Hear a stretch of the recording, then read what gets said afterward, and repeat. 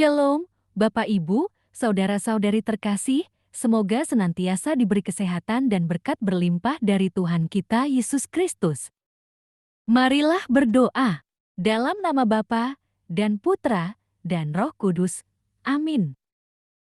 Ya Tuhan, puji dan syukur kami boleh mendengarkan dan merenungkan firman-Mu. Semoga kami dapat menjalankan kehidupan kami sesuai dengan firman-Mu.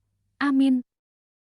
Renungan Harian Katolik, Minggu 10 April 2022, Bacaan Injil, Yohanes 18, 1 sampai dengan 11. Setelah Yesus mengatakan semuanya itu, keluarlah ia dari situ bersama-sama dengan murid-muridnya, dan mereka pergi ke seberang sungai Kidron. Di situ ada suatu taman, dan ia masuk ke taman itu bersama-sama dengan murid-muridnya. Yudas, yang mengkhianati Yesus, tahu juga tempat itu, karena Yesus sering berkumpul di situ dengan murid-muridnya. Maka datanglah Yudas juga ke situ dengan sepasukan prajurit dan penjaga-penjaga bait Allah yang disuruh oleh imam-imam kepala dan orang-orang Farisi, lengkap dengan lentara, suluh dan senjata. Maka Yesus, yang tahu semua yang akan menimpa dirinya, maju ke depan dan berkata kepada mereka, "Siapakah yang kamu cari?"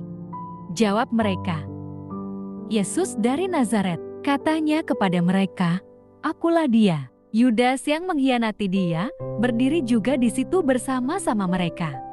"Akulah dia," mundurlah mereka dan jatuh ke tanah. Maka ia bertanya pula, "Siapakah yang kamu cari?" Kata mereka, "Yesus dari Nazaret."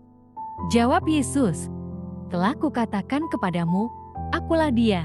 Jika aku yang kamu cari, biarkanlah mereka ini pergi." Demikian hendaknya supaya genaplah firman yang telah dikatakannya. "Dari mereka yang kau serahkan kepadaku, tidak seorang pun yang kubiarkan binasa."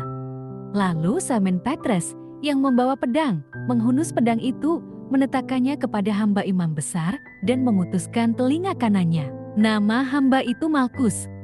Kata Yesus kepada Petrus, "Sarungkan pedangmu itu. Bukankah aku harus minum cawan yang diberikan Bapa kepadaku?" Demikianlah Injil Tuhan. Terpujilah Kristus. Renungan Injil, menepati janjinya.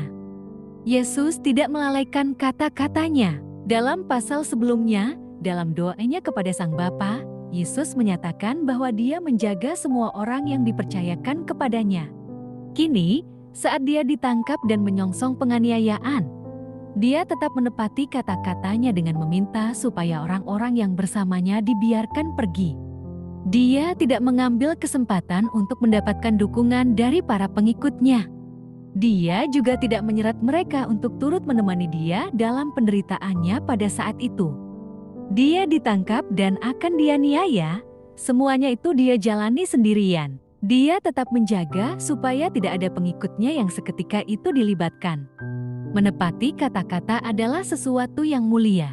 Orang lain mengenal diri kita dari perkataan kita. Mereka berharap kepada kita berdasarkan apa yang kita katakan dan janjikan. Oleh karena itu, sangat penting untuk menepatinya. Perkataan apa saja?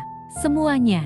Hal yang kita ucapkan sehari-hari, seperti janji bertemu, janji untuk berbuat ini dan itu, juga termasuk bahkan terlebih lagi janji kita di hadapan Tuhan. Ketika kita menerima sakramen baptis, menyatakan iman percaya, membaptiskan anak, dan menikah, kita mengucapkan kata-kata janji di hadapan Tuhan. Demikian pula saat kita mengucapkan pengakuan iman rasuli di dalam ibadah. Jangan lupa juga janji jabatan atau profesi yang kita ucapkan dengan didampingi seorang rohaniwan. Semua itu adalah kata-kata yang harus ditepati. Menjadi seperti Kristus berarti setia, ingat pada segala yang sudah kita ucapkan sebagai janji, dan berani menepati semuanya. Marilah berdoa. Allah Bapa sumber pengharapan, Engkau telah mengikat perjanjian dengan semua orang melalui Yesus yang terurapi. Semoga kami selalu berpegang teguh pada Dia dan berkembang menjadi umat yang patuh setia dengan pengantaraan Yesus Kristus, Putra-Mu, Tuhan kami, yang bersama Dikau dalam persatuan Roh Kudus, hidup dan berkuasa, Allah sepanjang segala masa. Amin. Dalam nama Bapa, Putra, dan Roh Kudus. Amin.